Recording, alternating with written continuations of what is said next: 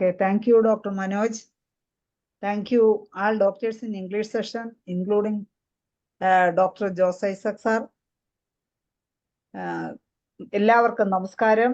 IFPHന്റെ web പരമ്പരയുടെ 1409 ദിവസം ഇന്നത്തെ മലയാളം സെഷനിൽ നമുക്ക് കോളറയുടെ ചികിത്സയും പ്രതിരോധവും എന്ന വിഷയത്തിൽ ചർച്ചയാണ്. ഇന്നത്തെ ഈ ചർച്ചയിൽ പങ്കെടുക്കുന്നതിന് വേണ്ടി സൂം പ്ലാറ്റ്ഫോമിലെത്തിയിട്ടുള്ള എല്ലാ ബഹുമാന്യരായ ഡോക്ടേഴ്സിനെയും ഹോമിയോപ്പതി സ്നേഹികളെയും സ്റ്റുഡൻസിനെയും എല്ലാവരെയും ഞാൻ സന്തോഷപൂർവ്വം സ്വാഗതം ചെയ്യുന്നു. ഇന്നത്തെ ചർച്ച തുടങ്ങുന്നതിന് മുമ്പായി ഒരു നിമിഷം ഈശ്വര പ്രാർത്ഥന.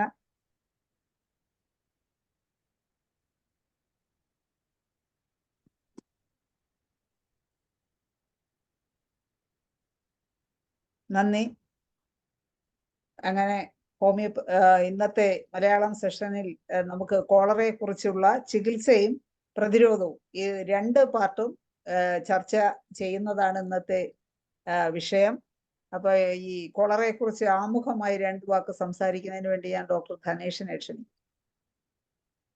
നന്ദി ശൈല ഡോക്ടർ.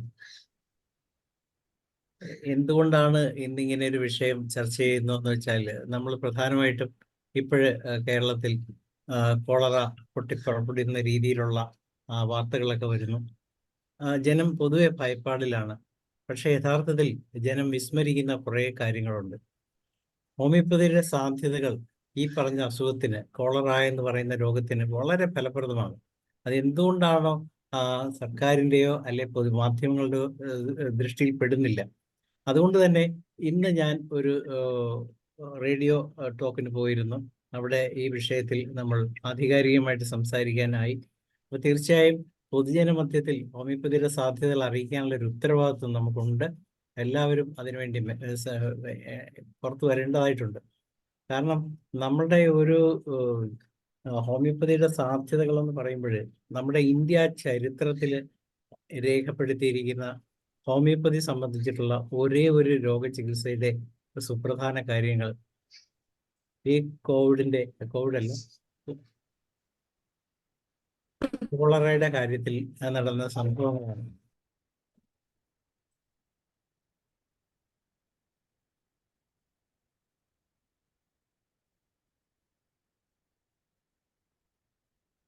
തീർച്ചയായും ഈ കോളറ എന്ന് പറയുമ്പോൾ നമുക്ക് എല്ലാവർക്കും അറിയാം, ഇത് ഉണ്ടാക്കുന്നത് പ്രധാനമായിട്ടും നമ്മൾ ഹോമിയോപ്പതി ഡോക്ടർമാര് രോഗാണു തിയറിയിൽ വിശ്വസിക്കുന്നുണ്ടോ എന്ന് ചോദിച്ചാൽ അതിൽ കുറെ ഫാക്റ്റുകളുണ്ട്. അപ്പം അതൊന്നും നമ്മൾ തള്ളിക്കളയാനായിട്ട് ഡോക്ടർ ഹെൻമാൻ പറഞ്ഞിട്ടില്ല. പക്ഷെ അതിൻ്റെ സാധ്യതകളും നമ്മൾ ഉപയോഗിക്കേണ്ടതായിട്ടുണ്ട്. കാരണം നമ്മൾ ഇങ്ങനെ ഒരു വസ്തു ഇല്ല എന്ന് പറയുകയാണെങ്കിൽ തീർച്ചയായും അത് ഹോമിയോപ്പതി ഡോക്ടർമാരുടെ അറിവ് കുറവായിട്ടാണ് പൊതുജനം കാണുന്നത്. അപ്പോൾ തീർച്ചയായും നമുക്ക് സംസാരിക്കുമ്പോൾ മോഡേൺ ലോകം ഉപയോഗിക്കുന്ന അതേ വാക്കുകൾ ഉപയോഗിച്ച് അതേ രീതിയിൽ തന്നെ സംസാരിക്കേണ്ടതായിട്ടുണ്ട്. തീർച്ചയായും കോളറ ബാസിലസ് വൈബ്രിയോ എന്ന കോളറ രോഗാണുവാണ്, ബാക്ടീരിയയാണ് ഇതിന്റെ അടിസ്ഥാന കാരണം. അപ്പൊ ഈ ഒരു കോളറ വരുന്ന സമയത്ത് നമുക്ക് എല്ലാവർക്കും അതിന്റെ സ്വാഭാവിക ലക്ഷണങ്ങളെ കുറിച്ച് നല്ല അറിവുണ്ട്. അത് പ്രധാനമായിട്ടും കോളറ വരുമ്പോൾ നമ്മളുടെ രോഗിക്ക് എന്തൊക്കെയാണ് പ്രശ്നങ്ങൾ വരുന്നത്. തീർച്ചയായും രോഗി ആദ്യം അനുഭവപ്പെടുന്നത് ഒന്നെങ്കിൽ വളരെ പെട്ടെന്ന് ഛർദ്ദിക്കുകയും അതിനോടനുബന്ധിച്ച് വയറിളകുകയും, ഇത് രണ്ടും വന്ന് പെട്ടെന്ന് ഇത് കൂടുകയും വേഗത്തിൽ തന്നെ അത് വഷളാകുന്ന ഒരവസ്ഥയിലോട്ട് പോവുകയും ചെയ്യാറുണ്ട്. അപ്പൊ തീർച്ചയായും ഇങ്ങനെയുള്ള സിറ്റുവേഷനുകളിൽ ഹോമിയോ മെഡിസിൻ ശരിയായ രീതിയിൽ ഉപയോഗിക്കുകയാണെങ്കിൽ നമുക്ക് കോളറയെ പിടിച്ചു കെട്ടാൻ പറ്റും. അപ്പോൾ പിടിച്ചു കെട്ടാൻ പറ്റുക എന്ന് മാത്രമല്ല, ഒരു സ്ഥലത്ത് വളരെ വേഗത്തിൽ കൂടുതൽ ആൾക്കാരിലോട്ട് അത് എത്തുകയാണെങ്കിൽ അത് തടയാനുള്ള നമുക്കുണ്ട്. അതുകൊണ്ട് തന്നെ അതിനു വേണ്ടിയുള്ള ഒരു ആത്മാർത്ഥ ശ്രമം നമ്മൾ നടത്തേണ്ടതായിട്ടുണ്ട്. ഹോമിയോപ്പതിയിൽ ഇതിനുള്ള പ്രതിരോധ മരുന്നുകളുണ്ട്. ഇന്ത്യയുടെ ചരിത്രത്തിൽ തന്നെ കൽക്കട്ടയിൽ ഇതുപോലെ ഭയങ്കരമായ കോളറ വ്യാപിക്കുന്ന സമയത്ത് അത് ചികിത്സിച്ചത് ഹോമിയോപ്പതി പ്രതിരോധ മരുന്നിലൂടെയാണ്. അതുപോലെ തന്നെ രോഗത്തെ ചികിത്സിച്ചതും വളരെ സക്സസ്ഫുൾ ആയിട്ട് ഈ കോളറയെ ചികിത്സിച്ച് മാറ്റിയതിന്റെ ഒരു വളരെ നല്ല റിപ്പോർട്ട് ഇന്ത്യൻ ചരിത്രത്തിൽ തന്നെ ഇന്ത്യൻ ചരിത്രത്തിൽ തന്നെ രേഖപ്പെടുത്തിയിട്ടുണ്ട്. അപ്പൊ തീർച്ചയായും അങ്ങനെയുള്ള കാര്യങ്ങൾ നമ്മളൊന്ന് ശ്രദ്ധിക്കേണ്ടതായിട്ടുണ്ട്. അപ്പൊ ഇതൊന്നും പൊതുജന മധ്യത്തിൽ വരുന്നില്ല. അതുകൊണ്ട് തന്നെയാണ് ഇങ്ങനെ ഒരു ഇഷ്യൂ ഉണ്ടായിട്ട് ഇതുവരെ നമ്മുടെ ഹോമിയോപ്പതി ഡിപ്പാർട്ട്മെന്റിനെ കൊണ്ട് എന്തെങ്കിലും നിങ്ങളുടെ സാധ്യതകളുണ്ടോ എന്ന് ചോദിക്കുക പോലും ചെയ്തിട്ടില്ലെന്നാണ് നമ്മൾ മനസ്സിലാക്കുന്നത്. അപ്പൊ തീർച്ചയായും നമുക്ക് ഇങ്ങനെയുള്ള സാധ്യതകൾ ഉണ്ടെന്നുള്ള വസ്തുത ഗവൺമെന്റിനെ ധരിപ്പിക്കാനുള്ള ഉത്തരവാദിത്വം നമുക്ക് ഓരോരുത്തർക്കും ഉണ്ട്. അതിനുവേണ്ടി മാധ്യമങ്ങളുടെ ശ്രദ്ധയിൽ ഈ കാര്യങ്ങൾ കൊണ്ടുവരേണ്ടതായിട്ടുണ്ട്. അതിനുള്ള ഒരു കൂട്ടായ പരിശ്രമം നമ്മുടെ ഭാഗത്ത് നിന്ന് ഉണ്ടാകേണ്ടതായിട്ടുണ്ട്. അപ്പൊ തീർച്ചയായും ഹോമിയോപ്പതി എന്ന ചികിത്സാ സമ്പ്രദായത്തിന്റെ സാധ്യതകൾ വളരെ വളരെ വലുതാണ്. അപ്പൊ തീർച്ചയായും ഇങ്ങനെയുള്ള സിറ്റുവേഷനിൽ നമ്മൾ ഇടപെടേണ്ടതായിട്ടുണ്ട്. അതിന് കൂട്ടായ പ്രവർത്തനം ആവശ്യമുണ്ട്. ഇപ്പൊ ഈ കോളറ എന്ന് പറയുമ്പോൾ അതിന്റെ സാധാരണ ലക്ഷണങ്ങൾ ഇങ്ങനെയൊക്കെ ആണെങ്കിലും അതെങ്ങനെയാണ് ഇതിന്റെ മാനേജ്മെന്റിലും വളരെ നമുക്ക് എല്ലാവർക്കും അറിയാം ഇതെന്തുകൊണ്ടാണ് ഉണ്ടാകുന്നത്. ഇപ്പൊ പെട്ടെന്ന് സമ്മർ എല്ലാം കഴിഞ്ഞ് പെട്ടെന്ന് വെള്ളം അങ്ങോട്ട് മഴ പെയ്ത് വളരെ വേഗത്തിലാണ് വെള്ളം ഒഴുകിയത്. അപ്പം വെള്ളം അശുദ്ധമായി. അപ്പൊ വെള്ളം അശുദ്ധമാകുമ്പോൾ സ്വാഭാവികമായിട്ടും മനുഷ്യ വിസർജ്യങ്ങൾ അതിനകത്തുണ്ടാവാം. ഇത് ഉള്ളിൽ ചെന്ന് കഴിയുമ്പോൾ അതിന്റെ ഭാഗമായിട്ട് ഈ ഈ ബാക്ടീരിയ വ്യക്തിയുടെ ശരീരത്തിൽ ഭക്ഷണത്തിലൂടെയോ വെള്ളത്തിലൂടെയോ ഉള്ളിൽ പ്രവേശിക്കുകയും അതിന്റെ ഭാഗമായിട്ട് വയറിളക്കവും ഛർദി ഉണ്ടാകുകയും ഇത് വളരെ വേഗം ഇങ്ങനെ വഷളാകുകയും ചെയ്യുന്ന ഒരു അവസ്ഥയിലോട്ട് പോകും. അപ്പൊ തീർച്ചയായും ഇതിനെയാണ് നമ്മൾ കോളറ എന്ന് പറയുന്നത്. അപ്പം ഈ കോളറ വരുന്ന സമയത്ത് നേരെ മറിച്ച് നമുക്കിപ്പോൾ ഒരു ഹോമിയോപ്പതി ഡോക്ടറെ അടുത്ത് വരികയാണെങ്കിൽ ആ കറക്റ്റ് സമയത്ത് എന്ത് രോഗലക്ഷണമാണ് രോഗി കാണിക്കുന്നത് ആ രോഗലക്ഷണം വെച്ച് നമ്മൾ മെഡിസിൻ കൊടുക്കുകയാണെങ്കിൽ ഡെഫിനറ്റ് ആയിട്ട് നമുക്കത് വളരെ വേഗത്തിൽ കൺട്രോൾ ചെയ്യാൻ പറ്റും, വളരെ വേഗത്തിൽ നിർത്താൻ പറ്റും. ഇപ്പം എല്ലാവരും പറയാറുണ്ട് വോമിറ്റിംഗ് നല്ലൊരു ലക്ഷണമാണ്, പക്ഷെ അത് ഒരു പരിധിക്കപ്പുറമായി കഴിയുമ്പോൾ ഫിസിഷ്യന് ഇടപെടേണ്ടതായിട്ടുണ്ട്. അപ്പൊ വയറിളക്കം ഒരു പരിധി വരെ 2 or 3 പ്രാവശ്യം 5 പ്രാവശ്യം വരെയൊക്കെ വയറ്റിൽ നിന്ന് ഇളകി പോകുന്നത് നല്ല ലക്ഷണമാണ്. പക്ഷെ അതിനപ്പുറം പോകുമ്പോൾ നമ്മൾ മരുന്ന് കൊടുക്കേണ്ടതായിട്ടുണ്ട്. അല്ലാതെ നമ്മൾ ഇത് തന്നെ അങ്ങ് മാറിക്കോളും, ഇതിനെ കുറച്ച് ഡ്രിപ്പ് ഇട്ടാൽ മതി എന്നുള്ള ഒരു ധാരണയിൽ വിട്ടാൽ അത് പലപ്പോഴും അപകടകരമായ രീതിയിലോട്ട് പോകാറുണ്ട്. അപ്പൊ തീർച്ചയായും ഈ കോളറ എന്ന് കേൾക്കുമ്പോൾ തന്നെ ഹോമിയോപ്പതി മരുന്ന് കഴിക്കാനുള്ള ഒരു അറിയിപ്പ് നമ്മൾ ആൾക്കാർക്ക് കൊടുക്കേണ്ടതായിട്ടുണ്ട്. അത് തീർച്ചയായും ഹോമിയോപ്പതിയുടെ പ്രതിരോധ സാധ്യതകൾ, ഇപ്പൊ നമ്മൾ എങ്ങനെയാണ് പ്രതിരോധ സാധ്യതകൾ എന്ന് പറയുമ്പോൾ ഹോമിയോപ്പതിയിലെ ഇപ്പൊ ഒരു വീട്ടിൽ 5 പേർക്ക് കോളറ വന്നത്, പക്ഷെ 5 പേരും ഒരേ രീതിയിലായിരിക്കില്ല. അപ്പൊ മെജോറിറ്റി ആൾക്കാർക്കും എങ്ങനെയാണ് അതിനകത്ത് രോഗലക്ഷണം കാണിക്കുന്നതെന്ന് നോക്കിയിട്ട് അതിനുതകുന്ന ഒരു മരുന്ന് കണ്ടുപിടിച്ച് ആ മരുന്നാണ് നമ്മൾ പ്രതിരോധമായിട്ട് ഉപയോഗിക്കുന്നത്. അപ്പോൾ നമുക്ക് പൊതുവെ പറയുമ്പോൾ കാംഫർ, വെറേട്രം ആൽബം, കുപ്രമെറ്റ് ഇങ്ങനെയുള്ള മെഡിസിൻസ് ആണ് കോളറയ്ക്ക് വേണ്ടി അതിന്റെ ഓരോ ഘട്ടങ്ങളിലായിട്ട് നമ്മൾ ഉപയോഗിക്കുന്നത്. അതുപോലെ തന്നെ ആഴ്സനിക് ആൽബം, നെക്സോമിക്ക ഇങ്ങനെയുള്ള മറ്റ് പൾസാരില ഇങ്ങനെയുള്ള മെഡിസിൻസ് എല്ലാം വരുന്നുണ്ട്, ഫോസ്ഫറസ്. പക്ഷെ ഇതിലേതാണ് കറക്റ്റ് എന്നുള്ളത് ഈ 5 പേർക്കും ചിലപ്പോൾ ഈ പറഞ്ഞ മരുന്നുകളിൽ ഏതെങ്കിലും ഒന്നായിരിക്കും ചിലപ്പോൾ വേണ്ടി വരുന്നത്. ഒരുപക്ഷെ അത് കൊടുക്കുമ്പോൾ തന്നെ കോളറയുടെ അടുത്ത സ്റ്റേജിലോട്ട് വരുന്ന അവസ്ഥ തന്നെ നമുക്ക് ഭേദിക്കാൻ പറ്റും. എപ്പോഴും ഈ കൊളാപ്സ് സ്റ്റേജിലോട്ട് പോകുന്ന അവസ്ഥ, ഈ കോളറ വന്ന് ശരീരത്തിൽ നിന്ന് വെള്ളം പോകുമ്പോൾ സ്വാഭാവികമായിട്ട് സംഭവിക്കുന്ന ഒരു അവസ്ഥ എന്ന് പറയുന്നത് ഡീഹൈഡ്രേഷൻ ആണ്. ശരീരത്ത് ജലാംശം കുറയുന്ന അവസ്ഥയാണ് നമ്മൾ ഡീഹൈഡ്രേഷൻ എന്ന് പറയുന്നത്. ആ ഒരു അവസ്ഥ വരികയും അതിന്റെ ഭാഗമായിട്ട് രോഗിക്ക് സംസാരിക്കുമ്പോൾ കുഴച്ചിലുണ്ടാകുക, ഇരിക്കുമ്പോൾ ഇരിക്കാൻ പറ്റാതെ വരിക, കിടക്കുമ്പോൾ തീരെ അവശനായി കിടക്കുക, ശരീരം ചിലപ്പോൾ ഭയങ്കര ഐസ് പോലെ തണുത്തു പോവുക, ഇങ്ങനെയുള്ള പല കാര്യങ്ങളും ഉണ്ടാകും. പിന്നെ ചിലപ്പോൾ നോർമലായിട്ടുള്ള ഓർമ്മ വരെ അതിനൊപ്പം സാൾട്ടുകളൊക്കെ കൂടുതൽ പോവുകയാണെങ്കിൽ ഓർമ്മ കുറയുകയും സോഡിയം കുറയുന്നത് പോലുള്ളൊരു അവസ്ഥയിൽ വരികയും ആ സമയത്ത് രോഗി പരസ്പര ബന്ധമില്ലാതെ സംസാരിക്കുകയും ഒക്കെ ഉണ്ടാവും. അപ്പൊ ഇതെല്ലാം നമ്മൾ കൺസിഡർ ചെയ്യേണ്ടതായിട്ടുണ്ട്. ഹോമിയോപ്പതിയിൽ ഇങ്ങനെയുള്ള ഏത് ഘട്ടത്തിലും നമുക്ക് മെഡിസിൻ കൊടുത്ത് മാനേജ് ചെയ്യാൻ പറ്റും. അങ്ങനെ ഈ വരികയാണെങ്കിൽ ഒരു രോഗി പോലും കോളറ ഒന്നും മരിക്കില്ല എന്നുള്ളതാണ് സത്യം. ഇന്നിപ്പോഴേ ഈ പ്രതിരോധം എന്ന് പറഞ്ഞ് ഇറങ്ങി പുറപ്പെട്ടിരുന്ന ഒരു വെള്ളം ശുദ്ധീകരിക്കുക എന്ന് മാത്രം പറഞ്ഞിട്ട് കാര്യമില്ല. വെള്ളം ശുദ്ധീകരിച്ച് തന്നെയാണ് വരുന്നത്. പക്ഷെ അതിലെവിടെയൊക്കെ കുഴപ്പമുണ്ടെങ്കിൽ നമ്മൾ അതെല്ലാം തടയേണ്ടതായിട്ടുണ്ട്. നല്ല വെള്ളം ഉറപ്പ് ഓരോ വ്യക്തിക്ക് കൊടുക്കാനുള്ള ഉത്തരവാദിത്വം ഗവൺമെന്റുകൾക്കാണ്. അത് ഗവൺമെന്റ് അതിനുള്ള ആ രീതിയിൽ നീങ്ങണം. പക്ഷെ അതിനോടൊപ്പം ഈ രോഗം വന്നു കഴിഞ്ഞാൽ ആ പ്രദേശത്ത് പ്രതിരോധ മരുന്ന് കൊടുക്കുന്നതിന് നമ്മുടെ ഹോമിയോപ്പതിയെ പരമാവധി ഉപയോഗിക്കണം. അല്ലാതെ ഇതിന് പ്രതിരോധമായിട്ട് കുത്തിവയ്പ്പ് മാത്രമാണെന്നുള്ള ധാരണ വളരെ അപകടകരമായ ഒരു രീതിയാണ്. അതുകൊണ്ട് തന്നെ ഹോമിയോപ്പതി പരമാവധി ഇങ്ങനെയുള്ള ഘട്ടങ്ങൾ നമ്മൾ ഉപയോഗിക്കേണ്ടതായിട്ടുണ്ട്. ഈ ഒരു കാര്യം മാധ്യമ ശ്രദ്ധയിൽ നമ്മൾ കൊണ്ടുവരേണ്ടതായിട്ടുണ്ട്.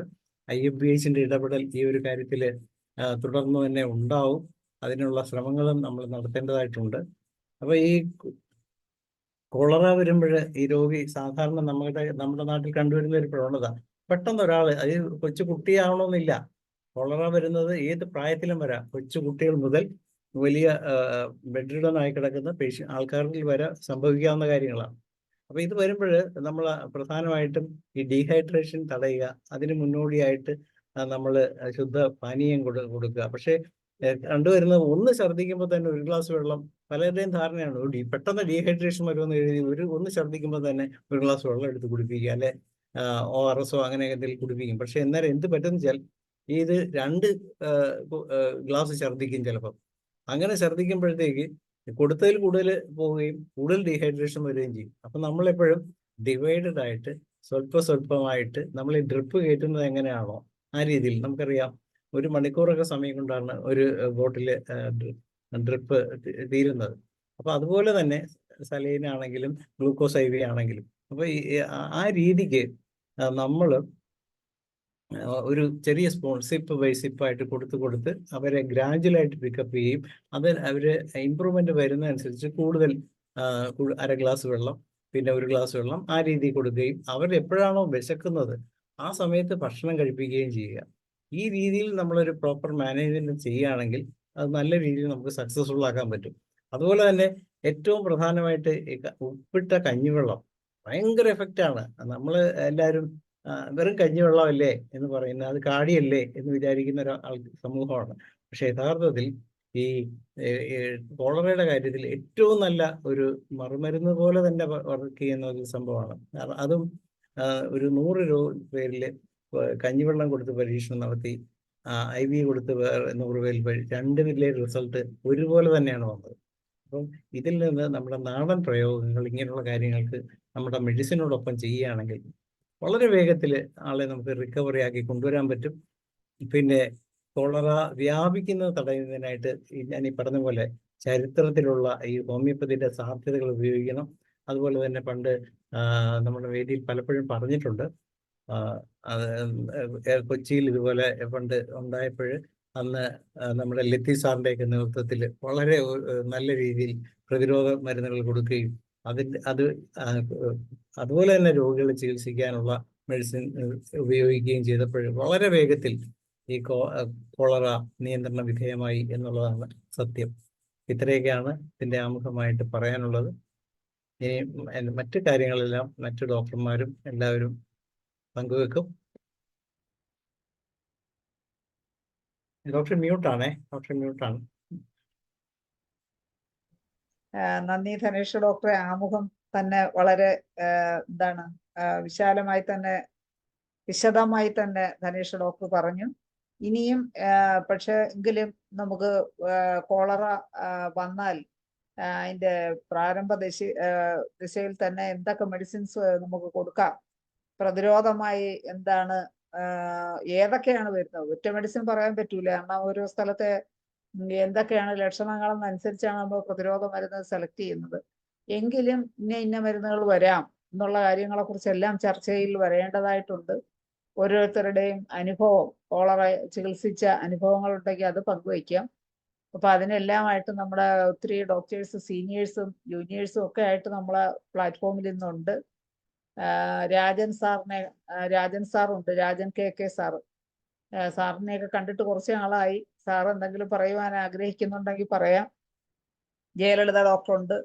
പിന്നെ ഐസക് സാറ് വെളിയിലായിപ്പോയിരുന്നു അല്ലേ? ജോസ് ഐസക് സാറ് പോയെന്നു. സാറിനെ വിളിക്കാന്ന് പറഞ്ഞിരുന്നത്, പക്ഷെ സാറ് ഔട്ടായിപ്പോയി.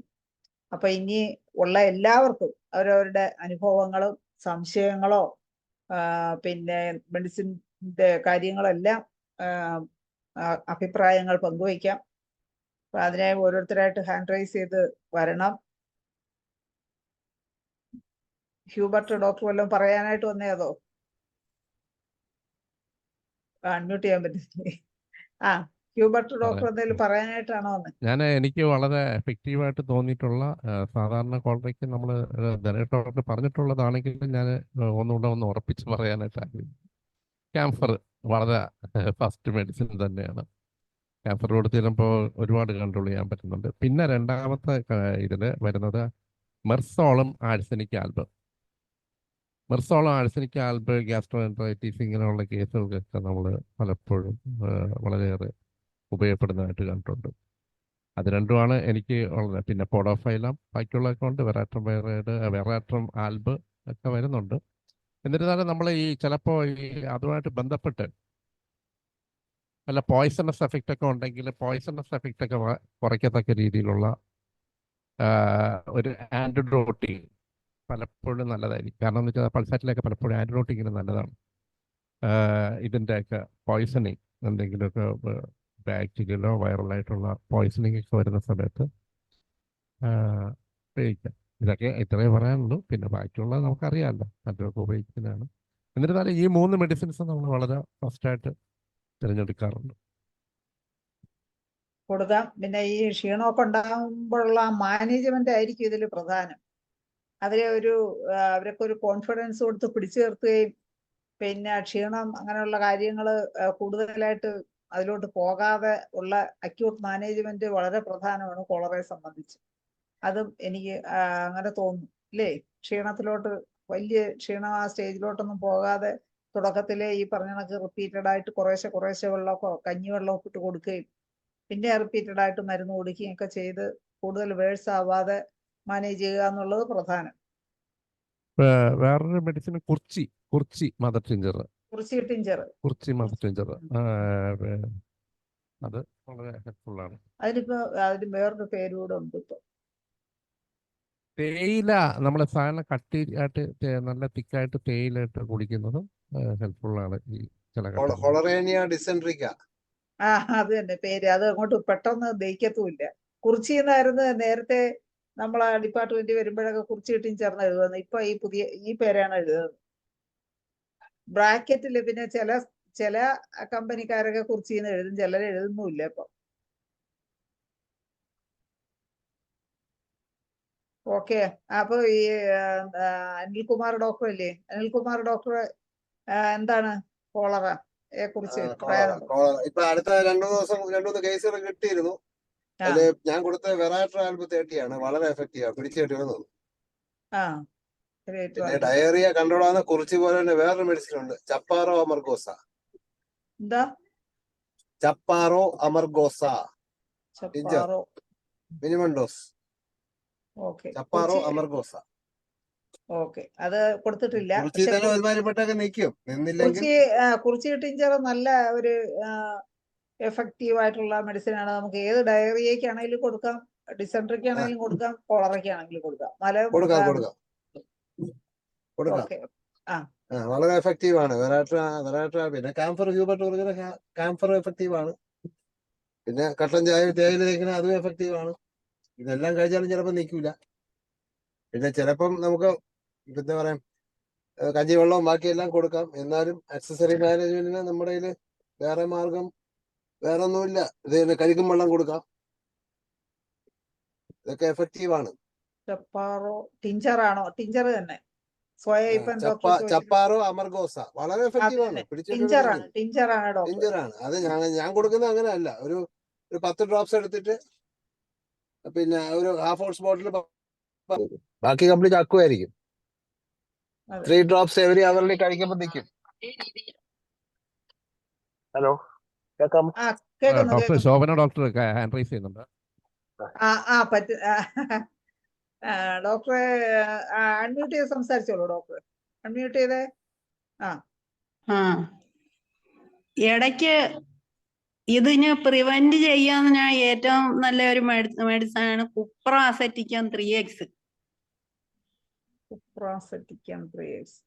പ്രിവെൻഷന്, പ്രതിരോധത്തിന് അല്ലേ? പ്രതിരോധത്തിന് നല്ലതാണ്. പിന്നെ ഈ സൾഫർ ഇടയ്ക്ക് കൊടുക്കുന്നത് നല്ലതാണ് പ്രിവെന്റീവായിട്ട്. വരാതിരിക്കാൻ ഇടയ്ക്ക് വല്ലപ്പോഴും കൊടുക്കുന്നത് നല്ലതാണ്. ഇതുള്ള സമയത്ത്, മറ്റുള്ളവർക്കുള്ള സമയത്ത് വല്ലപ്പോഴും ഓരോ ഡോസ് സൾഫർ, കുപ്രമെറ്റും അതേപോലെ കൊടുക്കാം, നല്ലതാ. അതേപോലെ ഈ ഡയറിയ വന്നു കഴിഞ്ഞിട്ട് കൈകാലുകളൊക്കെ ഇങ്ങനെ ഒരു വശത്തോട്ടൊക്കെ പുറകോട്ടൊക്കെ തിരിഞ്ഞു പിരിഞ്ഞൊക്കെ പോകുന്നതിന് സീക്കോയിലിക്കോർ നല്ലതാണ്. സീക്കോയിലിക്കോർ 30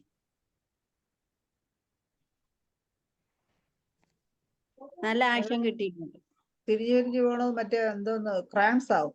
ക്രാമ്പ്. ക്രാംസ് അല്ല, വിരലുകളൊക്കെ ഒരു പുറകോട്ടൊക്കെ തിരിഞ്ഞിരിക്കും, ഇങ്ങനെ തിരിഞ്ഞിരിക്കും. ഇത് ഉള്ള സമയത്ത് ഇത് വന്നിട്ട് ഭയങ്കര ക്ഷീണമായിട്ട് വരുമ്പോ സീക്കോയിലിക്കോർ.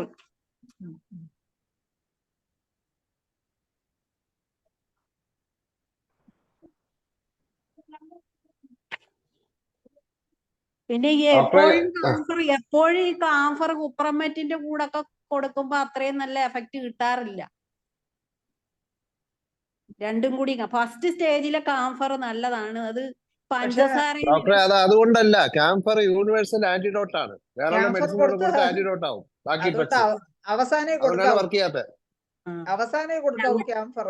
ആദ്യമൊക്കെ മറ്റേ ഒരു അത്ര ക്യാംഫർ ഇൻഡിക്കേഷൻ വേറെ മെഡിസിൻസ് കൂടെ കൊടുത്തു കഴിഞ്ഞാൽ ആന്റിഡോട്ട് ആവും. യൂണിവേഴ്സൽ ആന്റിഡോട്ട് ആണ്. എല്ലാ മെഡിസിനും ആന്റിഡോട്ട് ആയിരിക്കും. ആദ്യമേ കൊടുക്കാൻ പാടില്ല. ആദ്യമേ കൊടുക്കാൻ വേണമെങ്കിൽ അത് മാത്രമേ കൊടുക്കാവൂ. അന്നേരം അത് കഴിഞ്ഞാൽ കൊടുക്കുന്ന മരുന്നുകളുടെ ആക്ഷൻ അവിടെ വരത്തില്ല.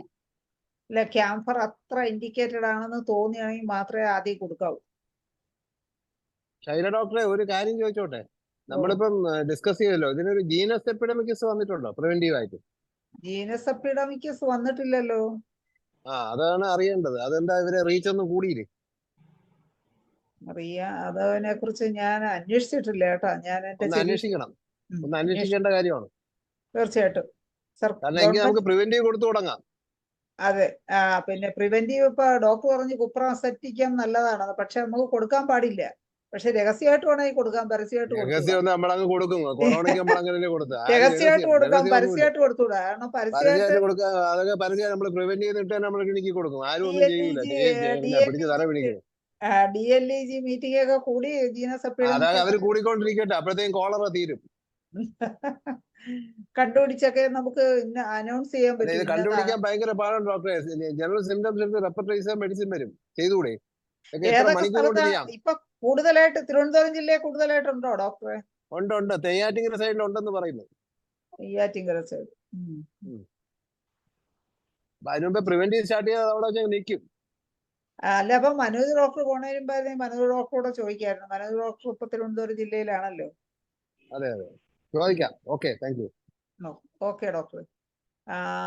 പിന്നെ ഇനി കോളറയുടെ ചികിത്സ ഇപ്പം കോളറ സീസണിൽ ഇപ്പൊ ചികിത്സിച്ചവരാരെങ്കിലും ഉണ്ടോ? ഇനി അനുഭവങ്ങൾ പങ്കുവയ്ക്കാൻ ഡോക്ടേഴ്സ് ആരെങ്കിലും ഒക്കെ മുമ്പോട്ട് വരണം. രാജൻ സാറിനെ വിളിച്ചു, സാറ് വന്നില്ലല്ലോ.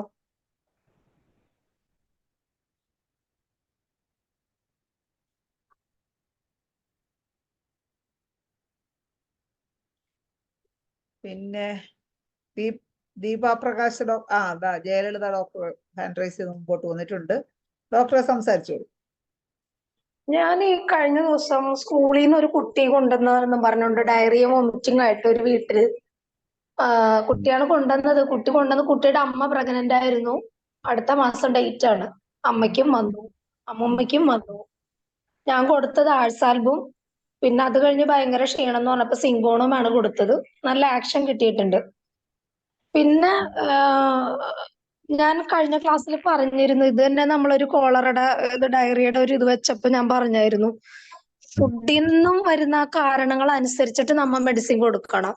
അതിൽ പൾസറ്റില് പിന്നെ non veg specially fatty food കഴിച്ചിട്ടുണ്ടെങ്കിൽ പൾസാറ്റില് കൊടുത്തിട്ട് റിലീഫ് ഉണ്ട്. പിന്നെ ഒരു പഴകിയ മീറ്റ് ഒക്കെയാണ് കഴിച്ചത്, സ്മോക്ക്ഡ് മീറ്റ് എന്ന് ഞാൻ പറഞ്ഞിരുന്നു. പഴകിയ ഭക്ഷണം കഴിച്ചിട്ടാണെന്നുണ്ടെങ്കിൽ കാർബോവെജിന് നല്ല ആക്ഷൻ ഉണ്ട്, കാർബോനിമാലിസ് കാർബോവെജ് നല്ല ആക്ഷൻ ഉണ്ട്. പിന്നെ അത് കഴിഞ്ഞിട്ട് പിന്നെ മറ്റേ ഇത് ഇൻഫന്റൈൽ ഇത് കോളറ എന്ന് പറയുമ്പോൾ, കോളറ ഇൻഫന്റ് എന്ന് പറയുമ്പോൾ നമുക്ക് ജാലപ്പ വന്നുണ്ട്, ബിസ്മത്ത് വന്നുണ്ട്. ജാലപ്പയും ബിസ്മത്തും കൊടുത്താൽ നല്ല ആക്ഷൻ കിട്ടുന്നുണ്ട്. ഇത്രയൊക്കെ ഉള്ളൂ എനിക്ക് പറയാം. Okay, thank U. പിന്നെ ഇല്ല, കോളറ വന്നിട്ട് ക്ഷീണമില്ലാത്ത ആസിഡ് ഫോസ് നല്ലതാണ്. ഓക്കെ, ജയലളിത ഡോക്ടറെ, ശോഭന ഡോക്ടറെ, രണ്ടുപേർക്കും നന്ദി അനുഭവങ്ങൾ പങ്കുവച്ചതിന്. ഇനി വർഗീസ് ഡോക്ടർ ഉണ്ട്, CJ Varghese. CJ Varghese CJ Varghese ഡോക്ടറെ, സാറിന്റെ അനുഭവങ്ങളൊന്ന് പറയാമോ? അൺമ്യൂട്ട് ചെയ്ത്.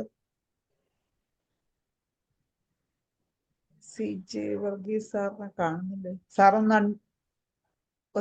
ഹാൻഡ് റൈസ് ചെയ്തെങ്കിൽ അൺമ്യൂട്ട് ചെയ്യാൻ എളുപ്പമായിരുന്നു. CJ Varghese സാറുണ്ടോ?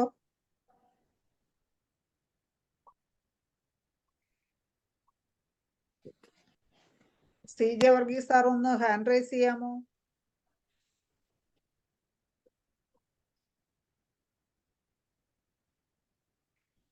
Sir respond ചെയ്യുന്നില്ലല്ലോ.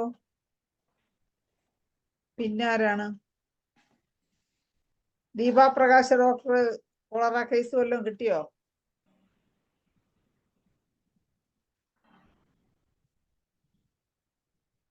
Deepa Prakash doctor ഉണ്ടോ?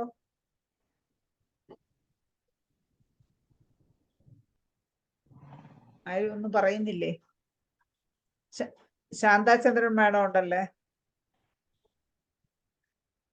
ശാന്താചന്ദ്രൻ മാഡം,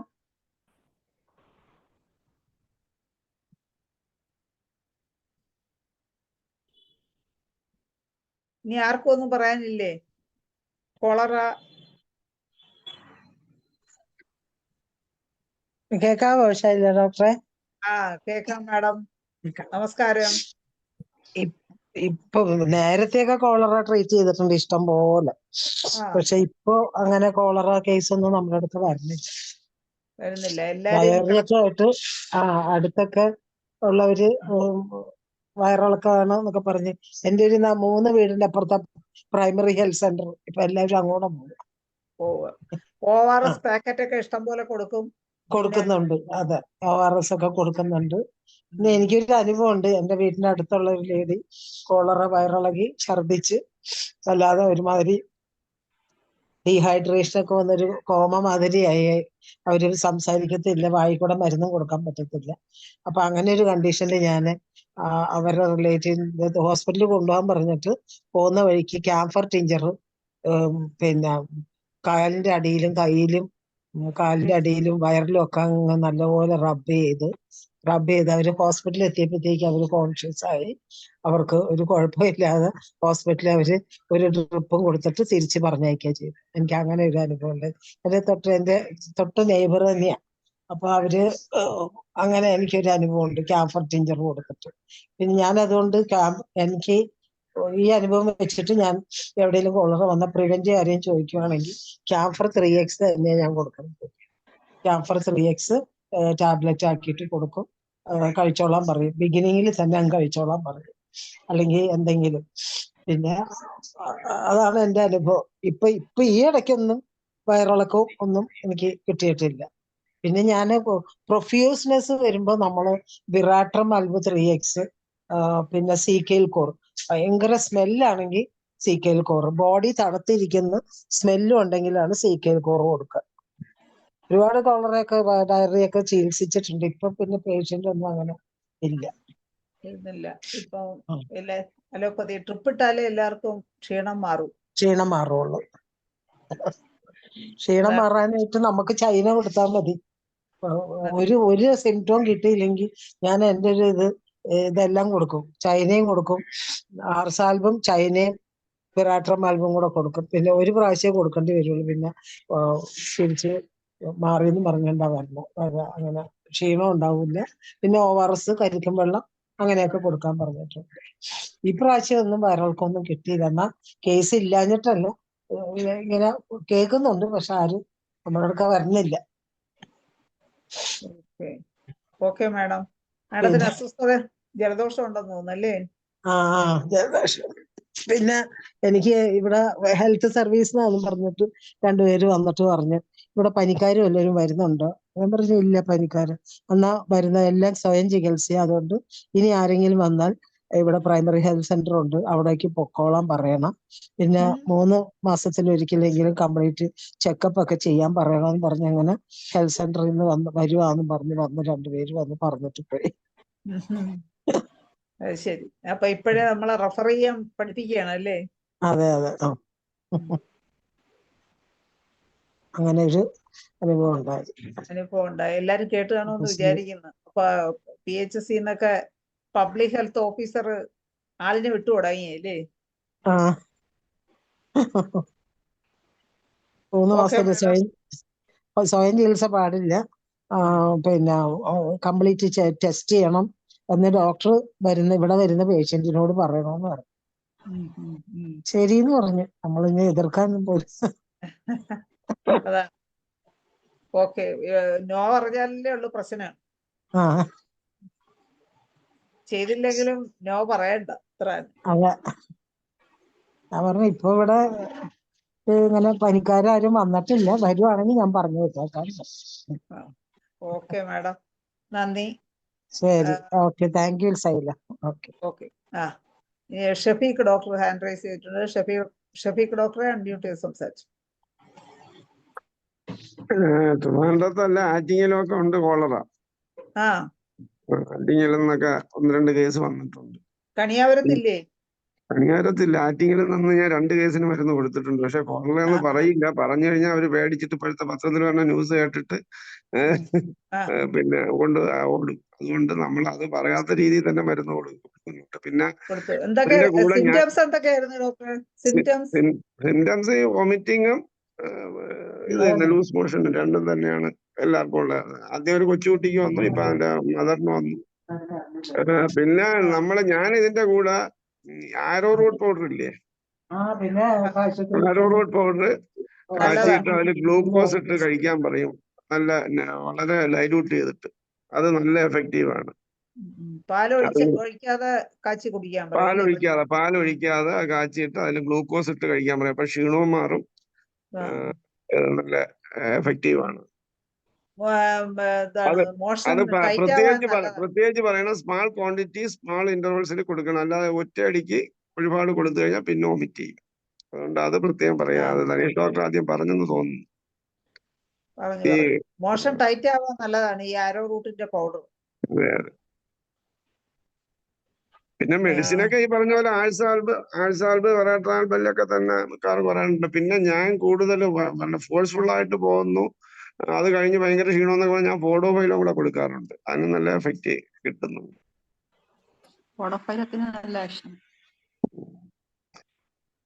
ഓക്കെ.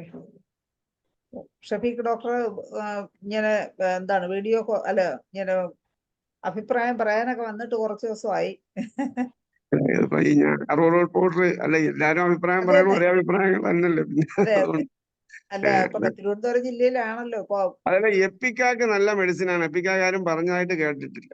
എപ്പിക്കാക്ക് കൂടുതൽ വോമിറ്റിംഗ് കൂടുതലാണെങ്കിൽ എപ്പിക്കാക്കും കൊള്ളാം. നേരത്തെ ആരോ കൂവപ്പൊടിയാണോ ചോദിച്ചാൽ അത് തന്നെ ആരോ റൂട്ട് കൂവപ്പൊടി. ഓക്കെ ഷഫീഖ് ഡോക്ടറെ, നന്ദി എന്തായാലും ഡോക്ടർ അഭിപ്രായങ്ങൾ പങ്കുവച്ചതിന്. ഇനി ജയലളിത ഡോക്ടർ, താങ്ക് യു. ഇനി ആർക്കെങ്കിലും എന്തെങ്കിലും അഭിപ്രായങ്ങൾ പറയാനുണ്ടോ? ഇനി കോളറയെ കുറിച്ച് എന്തെങ്കിലും? തിരുവനന്തപുരത്ത് കോളറയുണ്ട്. ഇനി വേറെ ഏതെങ്കിലും സ്ഥലങ്ങളിൽ കൂടുതലായിട്ട് കോളറ റിപ്പോർട്ട് ചെയ്യുകയോ അല്ലെങ്കിൽ കേൾക്കുകയോ ചെയ്യുന്നുണ്ടോ? വേറെ ജില്ലകളിൽ എവിടെയെങ്കിലും?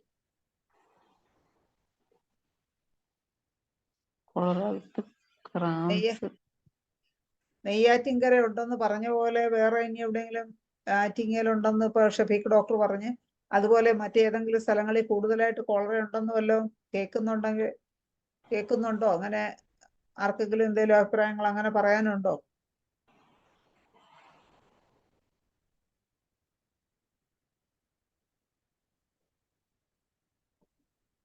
മറിയാമ്മ ഡോക്ടറെ എന്ത് പറയുന്നു? മറിയാമ്മ ഡോക്ടറെ അൺമ്യൂട്ട് പറഞ്ഞ് സംസാരിച്ചേ. കോളറ കേസ് എന്തെങ്കിലും വന്നോ?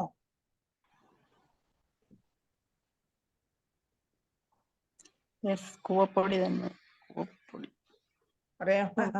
കോളറ കേസായിട്ടൊന്നും പറയാൻ പറ്റത്തില്ല. പക്ഷെ ഡയറിയയും സിവിയർ വോമിറ്റിങ്ങുമായിട്ട് വരുന്ന കേസുകളിൽ ഞാൻ സാധാരണ ചെയ്യാറുള്ളത്, അവരുടെ സിംറ്റത്തിൽ ആദ്യം തേഴ്സ്റ്റ് ചോദിക്കും. നല്ല ദാഹം, വല്ലാതെ വെള്ളം കുടിക്കാൻ താല്പര്യം കാണിക്കുന്നവർക്കാണ് ഞാൻ സാധാരണ നട്ട്സ് ആണ് കൊടുക്കുന്നത്.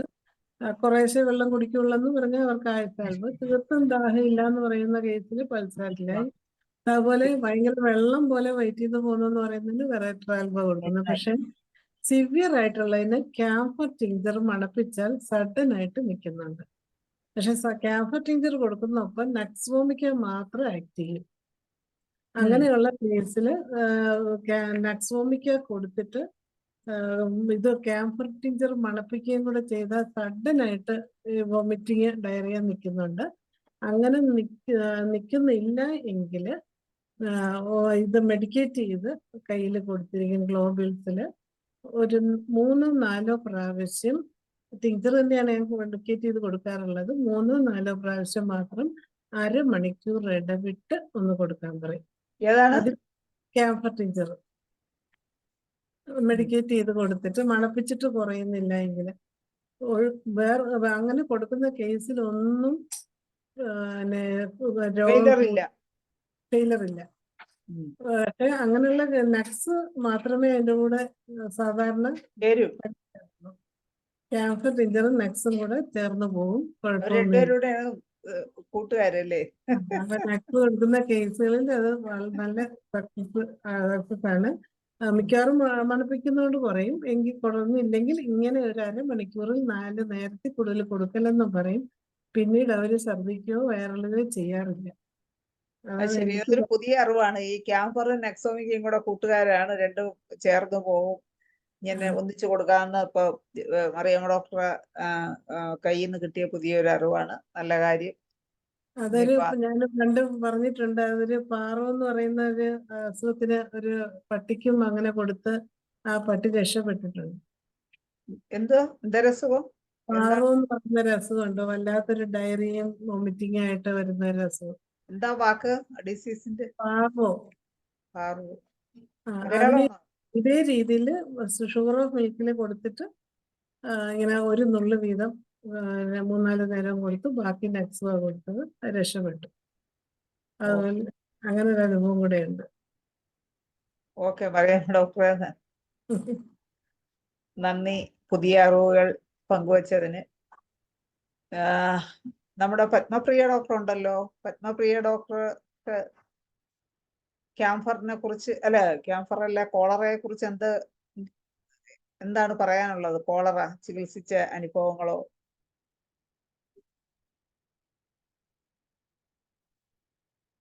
പത്മപ്രിയ ഡോക്ടറെ.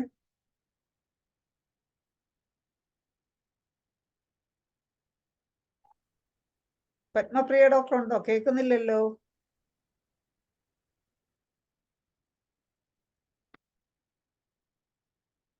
പത്മപ്രിയ ഡോക്ടർ കേൾക്കാമോ?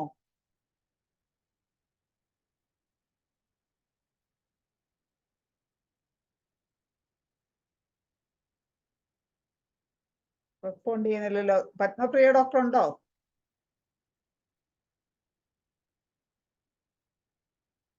ഉണ്ടായിരുന്നു. ഇപ്പോ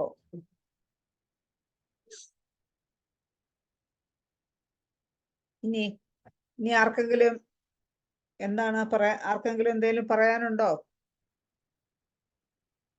കോളറയെ കുറിച്ച്?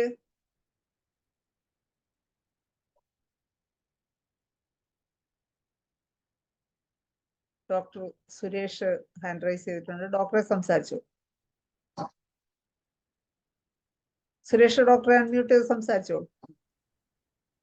എല്ലാവർക്കും നമസ്കാരം. കേൾക്കാമോ ഡോക്ടറെ? കേൾക്കാം.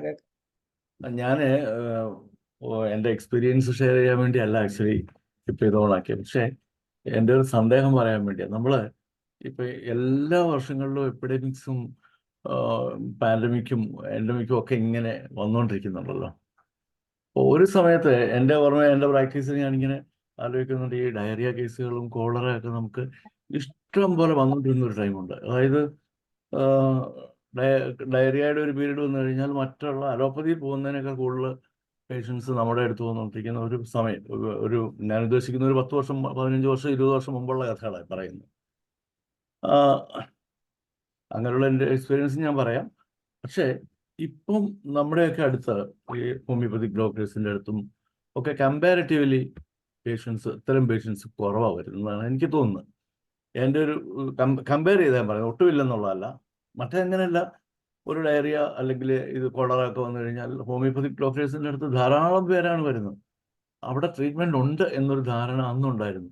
പക്ഷെ ഇന്ന് ആൾക്കാരുടെ ഇടയ്ക്ക് അതില്ലാതെ പോയതാണോ, അതോ ആൾക്കാർ വരാതിരിക്കുന്നതാണോ, അതോ ഈ നമ്മളിപ്പോൾ കൊറോണ പോലെ കേസുകൾ വന്നിട്ട് നമ്മളെന്ത് അതിൽ അറ്റൻഡ് ചെയ്യാൻ പാടില്ല, ഇങ്ങനെയൊക്കെയുള്ള ചില റൂൾ വന്ന് നമ്മളെയൊക്കെ ഒരിടത്ത് ഒതുക്കി ഇരുത്തിക്കളഞ്ഞില്ലേ. നമ്മുടെ കയ്യിൽ വെപ്പൺ ഉണ്ടായിട്ട് നമുക്ക് ചെയ്യാൻ പറ്റാത്ത അവസ്ഥ. അതിൻ്റെ പിന്നിൽ ഒരു വലിയ മുതലെടുപ്പ് ട്രീറ്റ്മെൻറ്റും ഒക്കെ നടന്ന് ഇപ്പം ആൾക്കാർ തിരിച്ചറിയുന്നു ഹോമിയോപ്പതിയിലൊക്കെ ഇഷ്ടംപോലെ ചികിത്സയുണ്ട്, വാക്സിനേഷൻ എടുക്കേണ്ട ആവശ്യമില്ലായിരുന്നു, ഞങ്ങളൊക്കെ എടുത്ത മണ്ടത്തരമായി പോയി എന്നൊക്കെ ധാരാളം ആൾക്കാർ ഇപ്പം അത് തിരിച്ചറിയുന്നു. അതുമാത്രമല്ല, വാക്സിനേഷൻ്റെ സൈഡ് എഫക്റ്റ് ഇപ്പം ശക്തമായി വന്നുകൊണ്ടിരിക്കുകയാണ്. എന്ന് പറഞ്ഞതുപോലെ ഈ കോളറ ഒക്കെ ഇപ്പോൾ അടുത്ത എപ്പിഡമിക് ഇപ്പം നെയ്യാറ്റിൻകര തിരുവനന്തപുരം ജില്ലയിൽ ഇപ്പം ധാരാളമായി കഴിഞ്ഞു. പക്ഷെ കോട്ടയം ജില്ലയിലൊക്കെ അത്രമാത്രമൊന്നും ആയിട്ടില്ല.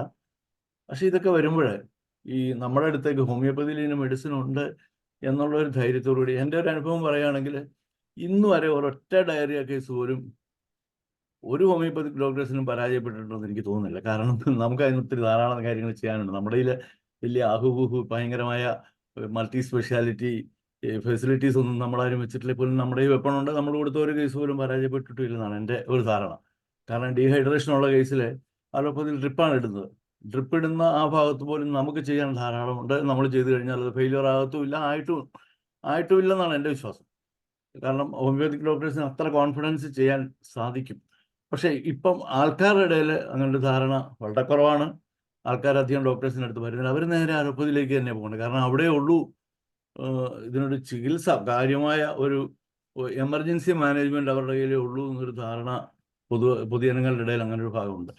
അപ്പം അതിനെയൊക്കെ ഒന്ന് ഓവർകം ചെയ്യത്തക്ക രീതിയിൽ ഇപ്പം നമ്മുടെ ഡോക്ടർ പറഞ്ഞ പോലെ റീച്ചിൻ്റെ ഒക്കെ ശ്രദ്ധയിൽപ്പെട്ട് എത്രയും പെട്ടെന്ന് ഇതിനൊരു പ്രിവെൻറ്റീവ് മെഷർ ഇറക്കുകയും ഈ അതിന് വേണ്ട കാര്യങ്ങൾ നമ്മുടെ കയ്യിലുണ്ട് എന്ന് പ്രൊപ്പഗണ്ട കൊടുക്കാനുള്ളൊരു സംവിധാനം നമ്മൾ ഹോമിയോ ഡോക്ടേഴ്സ് തന്നെ അത് ചെയ്യുകയൊക്കെ ചെയ്തു കഴിഞ്ഞാൽ നമുക്ക് പൊതുജനങ്ങളുടെ ഇടയിൽ കുറച്ചുകൂടെ നമുക്ക് കോൺഫിഡൻസ് കൊടുക്കാൻ പറ്റും.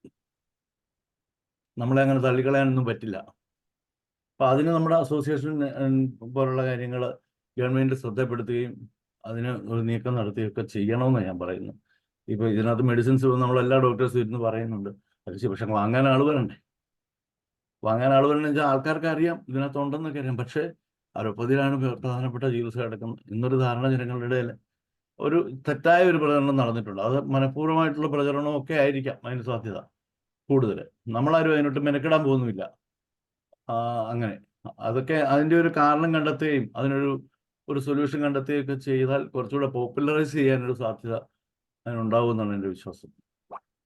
ഇതൊന്ന് പറയാനായിട്ടാണ് ഞാൻ എൻ്റെ അനുഭവത്തിൽ ഒന്നുള്ളത്. ഞാൻ വളരെ ചെറുപ്പമായിരുന്നു, അതായത് ഇന്റേൺഷിപ്പ് ചെയ്തുകൊണ്ടിരുന്നപ്പോൾ നെയ്യാറ്റിൻകരയാണ് ഇന്റേൺഷിപ്പ് ചെയ്തത്. അവിടെ വെച്ചൊരു കുട്ടിയെ ഇങ്ങനെ ഭയങ്കര കൊളറ തന്നെയാണത്, ഭയങ്കര സിവിയർ ആയിട്ട് വേറൊരു അലോപ്പതിക് ഹോസ്പിറ്റലിൽ നിന്ന് പൊക്കിക്കൊണ്ട് ഹോമിയോ ഹോസ്പിറ്റലിൽ വന്നു. അവിടെ ചെയ്തിട്ടൊന്നും കുറയുന്നില്ല എന്ന് പറഞ്ഞിട്ട് അത് ഭയങ്കരമായിട്ട് കുഞ്ഞങ്ങ് തളരുന്നു എന്ന് പറഞ്ഞു. അങ്ങനെ വന്നിട്ട് ഞാനന്ന് അവിടെ വെച്ച് ജലാപ്പയാണ് കൊടുത്തത്. ജലാപ്പ ഒരൊറ്റ ഡോസ് ഒരു പ്രാവശ്യം കൊടുത്തേ ഉള്ളൂ. ആ കുട്ടിക്ക് ഭയങ്കരമായിട്ട് കുറഞ്ഞു. എൻ്റെ മനസ്സിൽ ഇപ്പോഴും തങ്ങി നിൽക്കുന്ന ഒരു സംഗതിയാണ്. കാരണം അത്രമാത്രം എമർജൻസി പോലും നമ്മുടെ മെഡിസിൻസ് ഭയങ്കരമായിട്ട് ആക്ട് ചെയ്തു. ഈ കുട്ടി ഭയങ്കര ടയർഡായിരുന്നു, ഇങ്ങനെ വെള്ളം പോലെ അങ്ങ് പൊയ്ക്കൊണ്ടിരിക്കുകയായിരുന്നു, സ്മെല്ലോട് കൂടി ഇതൊക്കെ തന്നെ പോയിക്കൊണ്ടിരുന്നു. ഒരു ക്വാണ്ടിറ്റി ഓഫ് ലൂസ് മോഷൻ ഭയങ്കരമായിരുന്നു. ഈ മെഡിസിൻ കൊടുത്തു. ജലാപ്പയാണ് നമ്മളൊന്ന് സെലക്ട് ചെയ്ത് കൊടുത്തത്. സുരേഷ് ഡോക്ടർ, അപ്പൊ ഈ ജലാപ്പ സെലക്ട് ചെയ്യാൻ എന്താ കാരണം? ജലാപ്പ കാരണം ഒന്ന്, ഇതൊരു 40 വർഷം മുമ്പുള്ള കഥയാണ് ഞാൻ പറയുന്നത്. എങ്കിലും ജലാപ്പ കൊടുക്കാൻ കാരണം ഈ കുട്ടി കണ്ടുവാനും ലൂസായിട്ട് ഒരുപാട് അങ്ങ് പോവുകയാണ്. കുട്ടി ഭയങ്കര ടയർഡായിരുന്നു, പിന്നെ സ്മെല്ലുണ്ടായിരുന്നു ഒക്കെ എനിക്ക് ഓർമ്മയുണ്ട്. അപ്പം അങ്ങനെ പിന്നെ നേച്ചർ ഓഫ് ഡയറിയ, സ്റ്റൂളിൻ്റെ നേച്ചർ ജലാപ്പയുടെ ഇതായിരുന്നു. പക്ഷെ എനിവേ എന്തായാലും ആ മെഡിസിൻ അവിടെ ഇല്ലാഞ്ഞിട്ട് നമ്മൾ എഴുതി കൊടുത്തിട്ട് തിരുവനന്തപുരം ഹിന്ദുസ്ഥാനിൽ നിന്ന് അവരെ കൊണ്ട് തന്നെ വാങ്ങിപ്പിക്കുകയായിരുന്നു. വാങ്ങിപ്പിച്ച് ആ പേഷ്യന്റിനെ കൊണ്ട് വരുത്തിച്ച് അത് കൊടുത്ത് ഒറ്റ നേരം കൊടുത്തേ ഉള്ളൂ. ഡയറിയ കുറഞ്ഞു, ആ കുട്ടിയെ അവിടെ അഡ്മിറ്റ് ആക്കി, 2 ദിവസത്തിനകത്ത് വിടുകയും ചെയ്തു. അവർ ഭയങ്കര ഹാപ്പി ആയിട്ട് അവസാനം ഞാനിപ്പോഴും ഓർക്കാൻ കാരണം ഞങ്ങൾ എന്താ ഡോക്ടറെ തരേണ്ടത് എന്നും പറഞ്ഞിട്ട് അവർക്ക് ഭയങ്കര സന്തോഷം. അപ്പോൾ നമ്മൾ ഗവൺമെൻറ് ഹോസ്പിറ്റലല്ലേ, അവിടെ ഒന്നും ഇല്ലാത്തതുകൊണ്ട് നമ്മൾ പറയും നിങ്ങളൊരു കാര്യം ചെയ്യും, നിങ്ങൾക്ക് ഹാപ്പി ആണെങ്കിൽ ഹോമിയോ ഹോസ്പിറ്റലിൽ ഒരു ബൾബും ഇല്ല, അവിടെ നിന്ന് ബൾബൊന്നും ഇല്ല. അപ്പോൾ നമ്മൾ പറയും നിങ്ങൾ ഇവിടെ എല്ലാം ബൾബ് മേടിച്ചിട്ട് പോയിക്കോളാം പറഞ്ഞു. ജലാപ്പ ഏത് പൊട്ടൻസിയാണ് കൊടുത്തതെന്ന് വെച്ചാൽ 30 ആയിരുന്നു കൊടുത്തത്, ഞാൻ ഓർക്കുന്നുണ്ട്. ഹിന്ദുസ്ഥാനിൽ നിന്ന് വരുത്തിയിട്ട് കൊടുക്കുകയായിരുന്നു. വളരെ പെട്ടെന്ന് ജലാപ്പ് നമ്മളെ മെഡിസിൻ വളരെ കറക്റ്റ് ആയിട്ടുള്ള മെഡിസിൻ ആണെങ്കിൽ ഒറ്റ ഡോസ് മതി, പല അസുഖങ്ങളും കുറയും. അതിപ്പോ ഡോക്ടർ പറഞ്ഞപ്പോഴാണ് ഞാൻ ഓർത്തത്, വളരെ കറക്റ്റ് ആണ്. ആണെന്ന് വെച്ചാൽ ഇപ്പൊ ഒരു ഡെങ്കിപ്പനി കേസ് എനിക്കുണ്ടായിരുന്നു. ഞാൻ ഓൺലൈൻ വഴി എന്നെ വിളിച്ച് ചികിത്സിച്ചാണ്. പക്ഷെ യുപ്പറ്റോറിയോ ബാക്ടീഷ്യ ടിഞ്ചർ, അത് എന്താണ് ഈ ബോഡി പെയിനും റെസ്റ്റ്ലെസ്നെസ്സും ഒക്കെ കിടക്കാൻ വയ്യ അങ്ങനെയൊക്കെ പറഞ്ഞതുകൊണ്ട് ഇത് 2 കൊടുത്തുള്ളൂ. ഒരു ദിവസം കൊടുത്ത് പിറ്റേന്നായപ്പോഴത്തേക്കും അവരൊക്കെ എല്ലാം ഓക്കെ, ദേഹവേദന പോയി, പനിയും പോയി, എല്ലാം. 5 ദിവസം കഴിഞ്ഞ് കൗണ്ട് നോക്കിയപ്പം മെച്ചപ്പെടാൻ തുടങ്ങി. വലിയ കുറഞ്ഞിട്ടില്ല, 1.83 ആയിരുന്നു, അത് 2 ലക്ഷമായി. ആളിന് ഒരു കുഴപ്പമില്ല. ഇനിയാണെങ്കിലും ഡോക്ടറെ എപ്പിഡമിക്കുകൾ ഇനിയും ധാരാളം പുതിയത് വരും, ഉറപ്പായിട്ട് വരും.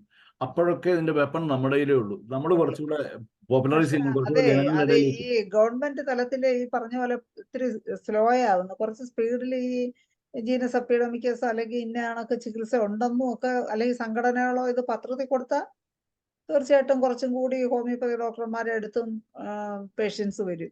അപ്പൊ അവരൊക്കെ ഒരു കോൺഫിഡൻസ് കുറവാണ്, ചികിത്സ ഉണ്ടോ, അലോപ്പതി പോയാൽ ട്രിപ്പ് ഇട്ടാൽ പെട്ടെന്ന് കുറയും എന്നൊക്കെ ഉള്ള ചില മാത്രമല്ല ഡോക്ടറെ, നമ്മളിപ്പോ ഈ കോടതി മുഖാന്തരം ഇവര് നമ്മളാരും ഒന്നും ചെയ്യരുതെന്നൊക്കെ പറഞ്ഞ് ഇവർ ഓർഡർ മേടിക്കുകയൊക്കെ ചെയ്തു എന്ന് പറയുന്നത്, അത് എത്ര എണ്ണത്തിന് അവർക്ക് വാങ്ങാൻ കഴിയും? ഒരുപാട് വരികയാണ്. നമ്മൾ ഇറങ്ങി ചികിത്സിക്കാൻ തുടങ്ങിക്കഴിഞ്ഞാൽ ഇവർക്ക് അങ്ങനെയൊന്നും തടയാനൊന്നും പറ്റിയല്ല. അതാണ്ട് ഇപ്പൊ നമ്മളെ ശാന്താചന്ദ്രൻ മാഡം പറഞ്ഞത് കേട്ടില്ലേ ഡോക്ടർ?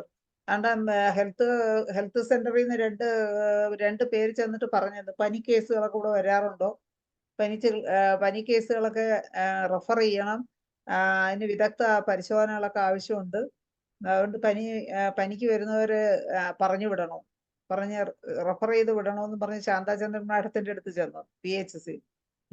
ശരിയായിരിക്കും ഡോക്ടർ. കാരണം പുതിയ ബില്ല് ആ രീതിയിലല്ലേ പാസ്സാക്കി വെച്ചിരിക്കുന്നത്.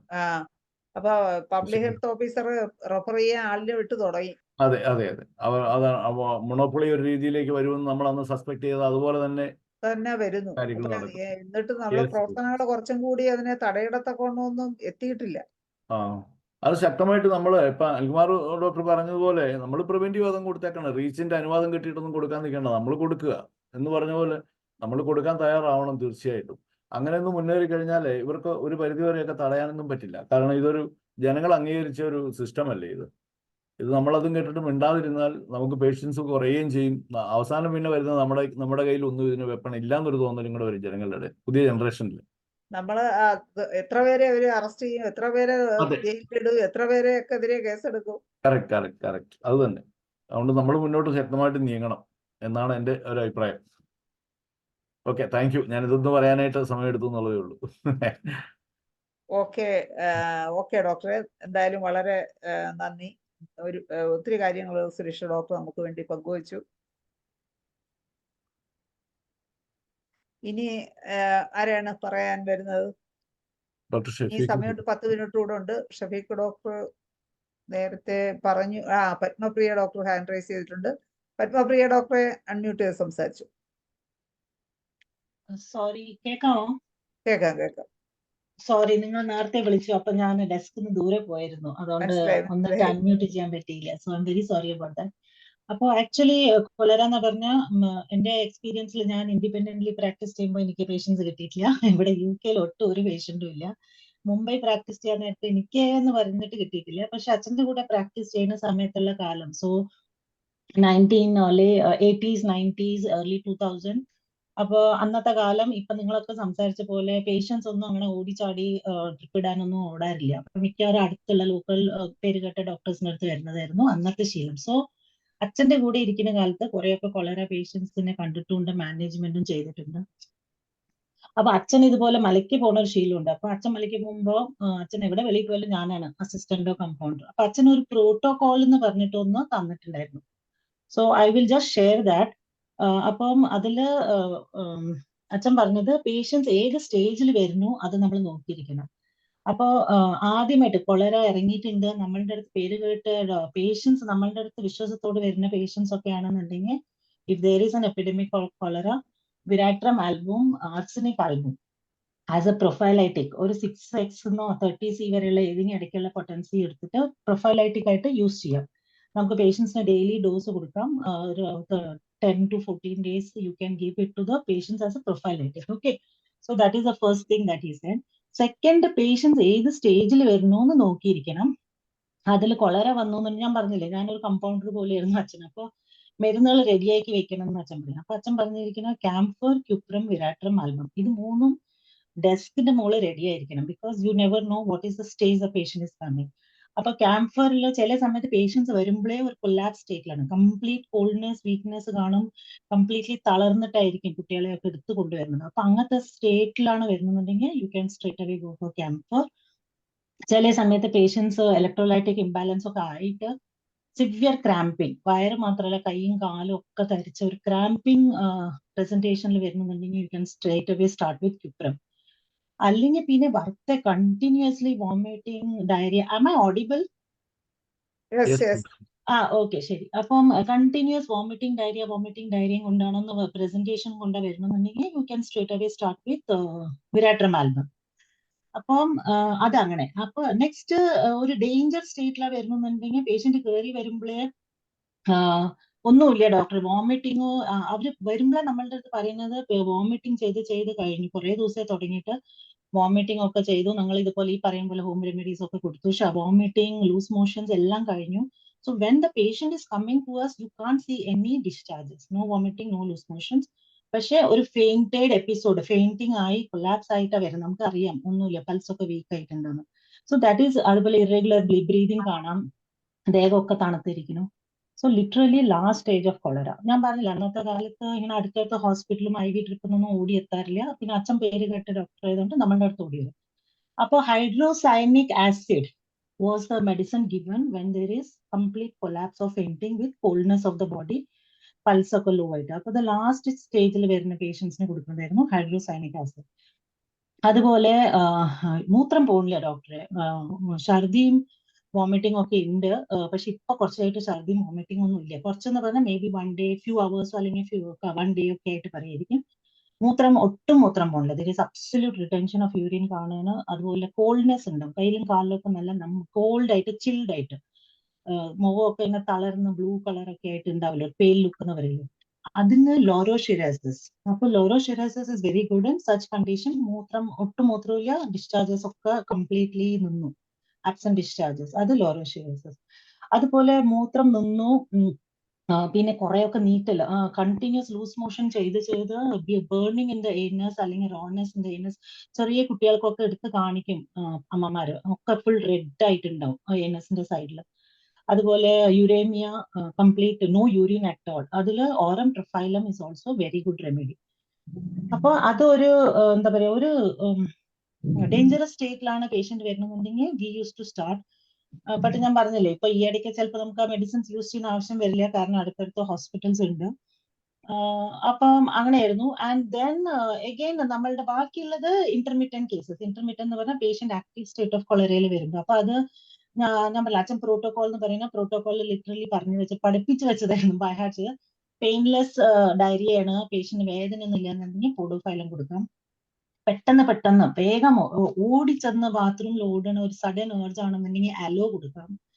പിന്നെ അതിന്റെ ഇടയ്ക്ക് ഈ വീട്ടിലുള്ള പേഷ്യൻസിന് കുറെയൊക്കെ കൊളറയുടെ സിംറ്റംസ് കണ്ടിട്ട് കൂടെ നിൽക്കുന്ന ആൾക്കാർക്ക് തുടങ്ങിയിട്ടില്ല, പക്ഷെ അവർക്ക് ഒരു നോഷിയേറ്റഡ് ഫീലിംഗ്, നമ്മളുടെ വോമിറ്റിംഗ് ഒക്കെ നല്ലപോലെ വന്നിട്ടില്ല, പക്ഷെ ഒരു നോഷ്യ എന്ന് പറഞ്ഞ് വരുമ്പോൾ you can put them on ipecac. Family മെമ്പേഴ്സിന് അതൊക്കെ കണ്ടിട്ടുള്ളതിൽ ഇപ്പിക്കാക് സ്റ്റാർട്ട് ചെയ്യാം. Again, Ipecac can be given as a prescriptive for patients with too much of watery vomiting. Ipecac prescribe ചെയ്യാം. ലൂസ് യെല്ലോ സ്റ്റൂൾസ് ഒക്കെ ആയിരിക്കും ഇപ്പിക്കാക് പ്രിസ്ക്രൈബ് ചെയ്യും. പിന്നെ സംശയം, പറയൂ. ഇതെല്ലാം സാധാരണ പൊട്ടൻസി ഏതാണ്? ലോവർ പൊട്ടൻസി ആ ആണോ? ലോവർ 30 റിപ്പീറ്റഡ് ഡോസസ് 30 വെച്ചാൽ മതിയല്ലോ അക്യൂട്ട് സ്റ്റേറ്റിൽ. അപ്പൊ 30 with around 2 hours, half an hour. അത് പ്രസന്റേഷൻ എങ്ങനെയാണ് അതനുസരിച്ചിട്ട്. പിന്നെ അഡൽട്സിനൊക്കെ വെച്ചാൽ 200 കൊടുക്കാം. പിന്നെ ജാട്രോപ്പ എന്ന് പറയുന്നതിൽ പേഷ്യൻസ് എന്താ പറയാ, നമ്മൾ ഹിന്ദിയിൽ പറയുന്നു നൽ സെ പാനി ജാരെ. അപ്പൊ അവര് ഹിന്ദിയിൽ വന്ന് പറയും നൽ സെ പാനി ജാരെ എന്ന് പറഞ്ഞാൽ പൈപ്പ് തുറന്ന വെള്ളം ഇങ്ങനെ സ്പീഡിൽ വരില്ല, അത്രയും സ്പീഡിലാണ് ഡോക്ടറെ ലൂസ് മോഷൻ ആവുന്നത്. അപ്പൊ ലംപി ആയിരിക്കും ചിലപ്പോൾ, അല്ലെങ്കിൽ പിന്നെ വെള്ളം ഇങ്ങനെ ഗഷിങ് ഓഫ് വാട്ടർ എന്ന് പറയുന്ന പോലെ ടാപ്പ് തുറന്ന വെള്ളം വീണ് അത്രയും ഒരു എക്സ്പ്രഷൻ ഉള്ള ലൂസ് മോഷൻ ആണെന്ന് ജാട്രോപ്പ വാസ് അനദർ നൈസ് റെമഡി. പിന്നെ ജാട്രോപ്പ പേഷ്യന്റ് തളർന്നു വയ്യ എന്ന് പറഞ്ഞിട്ട് ബിഫോർ കൊലാപ്സിന്റെ മുമ്പുള്ള ഒരു സ്റ്റേറ്റ് ഇല്ല. അപ്പൊ നമുക്ക് ഈ പറയുന്ന പാരന്റ്സിനും അറിയാം കുട്ടികൾ തളർന്നു, ഇനി എന്തായാലും തളർന്ന് വീഴും, ഒരു ഫെയിന്റിങ് കൊലാപ്സ് സ്റ്റേറ്റിൽ പോയിക്കൊണ്ടിരിക്കുന്നു എന്നുള്ള ബിഫോർ കൊലാപ്സിലും jatropha is a very good remedy. പിന്നെ തണുത്തിരിക്കുന്ന ദേഹം, ഭയങ്കര പ്രൊഫ്യൂസ് ആയിട്ടുള്ള ഇതാ കാർബോവേജ്, അത് നമുക്കറിയാലോ. കോൾഡ് ബോഡിയൊക്കെ കാലൊക്കെ തണുക്കണിരിക്കുന്നു, നീലിച്ചിരിക്കുന്നു എന്നൊക്കെ പറയുമ്പോൾ കാർബോവേജ്. പിന്നെ ടു മച്ച് ഓഫ് ഫ്ലേറ്റേഴ്സ്, ഇതുപോലെ ടോയ്ലറ്റ് പോവുക വരിക, അതിന്റെ ഇടയ്ക്ക് ബ്യൂട്ടിഫുൾ ഒരു നാറ്റം, too much of flatus, too much of watery greenish colour diarrhoea എന്നൊക്കെ ഉണ്ടെങ്കിൽ colchicum is a very good remedy. അപ്പം അങ്ങനെയായിരുന്നു ഒരു പ്രോട്ടോകോൾ നമ്മൾ ഫോളോ ചെയ്തുകൊണ്ടിരുന്നത്. പിന്നെ ഡേർട്ടി ഗ്രീൻ ആണെന്നുണ്ടെങ്കിൽ ക്രോട്ടോൺ ടിഗ്, ഐ തിങ്ക് അതായിരുന്നു. അപ്പൊ അങ്ങനത്തെ ഇത്രയും ബേസിക് റെമഡീസ് ആയിരുന്നു യൂസ് ചെയ്യുന്നത്. ബട്ട് ഞാൻ പറഞ്ഞില്ല, അച്ഛനില്ലാത്ത സമയത്ത് ഇത് പ്രിസ്ക്രൈബ് ചെയ്തിട്ടുണ്ട്, അല്ലാണ്ട് എനിക്കായിട്ട് ഇവിടെ ഒരിക്കലും കിട്ടിയിട്ടില്ല. So this are some of the remedies that we have always used for cholera. So thank you very much. അത്രേ ഉള്ളൂ എനിക്ക് ഷെയർ ചെയ്യാൻ. പിന്നെ ക്യാംഫർ, അതിപ്പോ നമ്മൾ അവിടെ ഡിസ്കഷൻ ചെയ്തുവല്ലോ, കംപ്ലീറ്റ്ലി പേഷ്യന്റ് സ്ട്രെങ്ത് ഒക്കെ പോയി കംപ്ലീറ്റ്ലി കൊലാപ്സ് ആയി വീണു എന്നുണ്ടെങ്കിൽ again camphor is a very good prescription. Okay Padmapriya ഡോക്ടറെ, വളരെ നന്ദി. എന്തായാലും ഒത്തിരി മെഡിസിൻസ് അതിന്റെ ഇൻഡിക്കേഷൻസും ഡോക്ടർ ഷെയർ ചെയ്തു. വളരെ നന്ദി. Thank you. ഓക്കെ, ഇനി നമ്മളെ സമയം ഏകദേശം, ഇനി അധികം സമയമില്ല. 2 മിനിറ്റേ ഉള്ളൂ. ഇനി 2 മിനിറ്റ് എന്തെങ്കിലും ആർക്കെങ്കിലും പറയാനുണ്ടോ?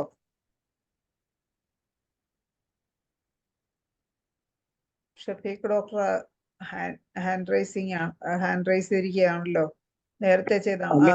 ഇപ്പൊ ഈ കോളറയുടെ ഇത് ഇപ്പം ഈ പുതിയ പബ്ലിക് ഹെൽത്ത് ആക്ടിന്റെ ഇതനുസരിച്ച് ഒരു ആൾക്കാരെ ഒന്ന് കൂടുതൽ ആങ്സൈറ്റി ഉണ്ടാക്കി. ഇപ്പൊ തന്നെ ഇരാണിമുട്ടം ഹോമിയോ മെഡിക്കൽ കോളേജ് ചിലപ്പോ നെയ്യാറ്റിൻകരയൊക്കെ ഇപ്പൊ കോളറ കൂടിയത് കൊണ്ട് അത് അവരുടെ ട്രീറ്റ്മെന്റിന് വേണ്ടി ഇരാണിമുട്ടം ഹോമിയോ ഹോസ്പിറ്റൽ ഏറ്റെടുക്കാൻ ചാൻസ് ഉണ്ടെന്നൊക്കെ ഉള്ള രീതിയിൽ ന്യൂസ് ഉണ്ട്. അപ്പം പഴയതുപോലെ ഇനി കോവിഡ് സമയത്ത് വന്നതുപോലെ ഉള്ള രീതിയിലാണ് അവരുടെ നീക്കം.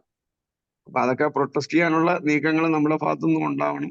ഡോക്ടേഴ്സ് ഇതിലാരെങ്കിലും ഒക്കെ ട്രിവാൻഡ്രം ഹോമിയോ കോളേജിൽ പഠിക്കുന്ന കുട്ടികളുടെ പേരൻസ് ആരെങ്കിലും ഉണ്ടെങ്കിൽ അവിടെ സ്റ്റുഡൻസിനെ കൊണ്ട് അതിനൊരു പ്രൊട്ടസ്റ്റ് ഉണ്ടാക്കാൻ വേണ്ടിയുള്ള നീക്കം നടത്തണം. അല്ലെങ്കിൽ പഴയ കോവിഡിന്റെ സമയത്തുള്ള അതേ അവസ്ഥ തന്നെ ഹോമിയോ ഹോസ്പിറ്റലിൽ ഉണ്ടാവും. അതൊന്ന് ഓർമ്മിപ്പിക്കാൻ വേണ്ടിയാണ് ഞാൻ രണ്ടാമത് ഹാൻഡ് റൈസ് ചെയ്തത്.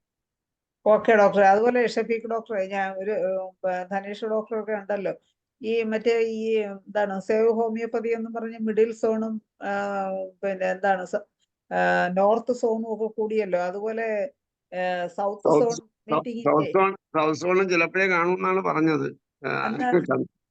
കൺഫേം ആയിട്ടില്ല. കാരണം സൗത്ത് സോണില് അതുപോലുള്ള എഫക്റ്റീവ് ആയിട്ടുള്ള ആൾക്കാരില്ല എന്നാണ് അവർ പറയുന്നത്. നോർത്ത് സോണും മിഡിൽ സോൺ പോലെ സൗത്ത് സോണിൽ ആളില്ല എന്നാണ് പറയുന്നത്. ആളിനെ കൂട്ടാൻ IFPH കൂടി ഒരു ഇതെടുത്തു.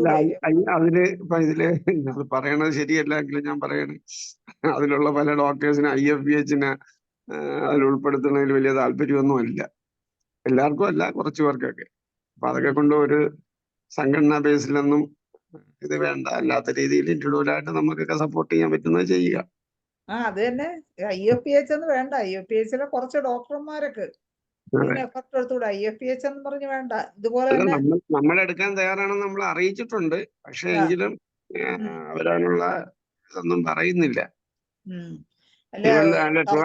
ട്രിവാൻഡ്രം, കൊല്ലം, പത്തനംതിട്ട ഈ 3 ജില്ലകളെ ഉൾപ്പെടുത്തിക്കൊണ്ടാണ് ചെയ്യാൻ വേണ്ടി സൗത്ത് സോൺ ഉദ്ദേശിച്ചത്. പക്ഷെ അത് ചിലപ്പോഴേ നടത്തൂ എന്നാണ് അറിഞ്ഞത്. പക്ഷെ മിക്കവാറും സൗത്ത് സോൺ നടന്നാലേ തിരുവനന്തപുരത്തൊക്കെ ഒരു ഓളം ഉണ്ടാക്കാൻ പറ്റും. അത് അവർക്കും കൂടെ തോന്നണം, നടത്തിപ്പുകാർക്കും കൂടെ തോന്നണ്ടേ. അതിന്റെ കോർ കമ്മിറ്റിയിലൊക്കെ എന്നെ ഉൾപ്പെടുത്തിയിട്ടുണ്ട്. പക്ഷെ എന്താണെങ്കിലും അറിയില്ല. എന്താണെങ്കിലും അങ്ങനെ ഒന്നും ഉണ്ടായിരുന്നെങ്കിൽ, അല്ലെങ്കിൽ അങ്ങനെ അതൊരു ആക്റ്റീവായിട്ട് ഉണ്ടായിരുന്നെങ്കിൽ ഇപ്പൊ ഈ ഡോക്ടർ പറഞ്ഞ വിഷയത്തിലൊക്കെ ഇടപെട്ടുകൂടായിരുന്നോ? അല്ല, അത് വേണം. ഇനിയിപ്പം ഇത് അവരെന്നല്ല, എല്ലാരും ഇൻഡിവിജ്വലായിട്ട് തന്നെ അതിനുവേണ്ടി ഇനിഷ്യേറ്റീവ് ആയാലേ പറ്റൂ. അപ്പൊ അതാണ് ഞാൻ പറഞ്ഞത്. ഇതിൽ ഏതെങ്കിലും തിരുവനന്തപുരം ഗവൺമെന്റ് ഹോമിയോ കോളേജിൽ പഠിക്കുന്ന കുട്ടികളുടെ ആരെങ്കിലും പാരന്റ്സ് ഉണ്ടെങ്കിൽ അവിടെ PTA-യും അവിടെ കോളേജിലെ കുട്ടികളെയൊക്കെ ഒന്ന് ഇത് ചെയ്തുകൊണ്ട് അതിനെ ഒരു കാരണവശാലും അതിനെ അനുവദിക്കാത്ത രീതിയിലുള്ള ഒരു ഇതുണ്ടാവണം. അല്ലെങ്കിൽ പിന്നും പഴയ അവസ്ഥയിൽ പോയി കഴിഞ്ഞാൽ ഹോമിയോപ്പതിയുടെ ചാൻസുകളെല്ലാം നഷ്ടപ്പെട്ടുകൊണ്ടേയിരിക്കും. അതാണ്, അവർക്ക് വേറെ ഒന്നും സെലക്ട് ചെയ്യാൻ കിട്ടിയില്ല, ഹോമിയോ കോളേജേ കിട്ടിയുള്ളൂ. അവരുടെ ടാർഗറ്റ് ഒക്കെ അത് തന്നെയാണ്. അത് ഈ പബ്ലിക് ഹെൽത്ത് ആക്ച്വലി തന്നെ അവരുടെ ടാർഗറ്റ് സിസ്റ്റത്തിന് വേണമെന്നുള്ള അവർക്ക് നമുക്ക് വ്യക്തമായിട്ട് അത് വായിച്ചു വയ്ക്കാൻ മനസ്സിലാവുമല്ലോ. ബാക്കിയുള്ള സിസ്റ്റത്തിനേക്കാളും അവർ പേടിക്കുന്നത് ഹോമിയോ ആണ്. അത് വാസ്തവമാണ്. ഓക്കെ ഷഫീഖ് ഡോക്ടറെ, നമ്മളെ സമയം ഏകദേശം കഴിയാറായി. എന്തായാലും ഷഫീഖ് ഡോക്ടറും ഈ കാര്യങ്ങളെല്ലാം പങ്കുവച്ചു. അതിൽ കുറച്ച് കേട്ടപ്പോൾ കുറച്ചൊരു ആകാംക്ഷയുണ്ട്. എന്താ നമ്മുടെ ഒരു അവസ്ഥ പ്രവർത്തിക്കുന്നുണ്ടെങ്കിൽ എങ്ങോട്ടാണ് പോണതെന്നുള്ള കാര്യത്തിൽ ഇപ്പോഴും ഒരു എന്താണ് ഒരു ആകാംക്ഷ തന്നെയാണ്. ഇപ്പൊ എന്തായാലും നമ്മുടെ സമയം ഇന്ന് വൈൻഡപ്പ് ചെയ്യാൻ സമയമായി. കോളറയും കോളറ ചികിത്സയും പ്രതിരോധവും എന്ന വിഷയത്തിലായിരുന്നു ചർച്ച. എന്തായാലും എല്ലാ ഒത്തിരി ഡോക്ടേഴ്സ് അവരവരുടെ അനുഭവങ്ങളും മെഡിസിൻസും പ്രതിരോധത്തിനെ കുറിച്ചും പ്രതിരോധ മരുന്നിനെ കുറിച്ചും എല്ലാം നമുക്ക് ഇന്നത്തെ ചർച്ചയിൽ അറിവുകൾ പങ്കുവച്ചു. ഇന്ന് ചർച്ചയിൽ പങ്കെടുക്കുകയും അറിവുകൾ പങ്കുവയ്ക്കുകയും ചെയ്ത എല്ലാ ഡോക്ടേഴ്സിനും IFPHന്റെ പേരിലും എൻ്റെ സ്വന്തം പേരിലുമുള്ള നന്ദി അറിയിക്കുന്നു. അതുപോലെ തന്നെ ഇന്നത്തെ സൂം പ്ലാറ്റ്ഫോമിൽ ഉണ്ടായിരുന്ന എല്ലാ ഡോക്ടേഴ്സിനും ഹോമിയോപ്പതി സ്നേഹികൾക്കും സ്റ്റുഡൻസിനും എല്ലാവർക്കും ശുഭരാത്രി നേർന്നുകൊണ്ടും ഒരിക്കൽ കൂടി നന്ദി പറഞ്ഞുകൊണ്ടും ഇന്നത്തെ സെഷൻ വൈൻഡപ്പ് ചെയ്യുന്നു. നന്ദി, നമസ്കാരം.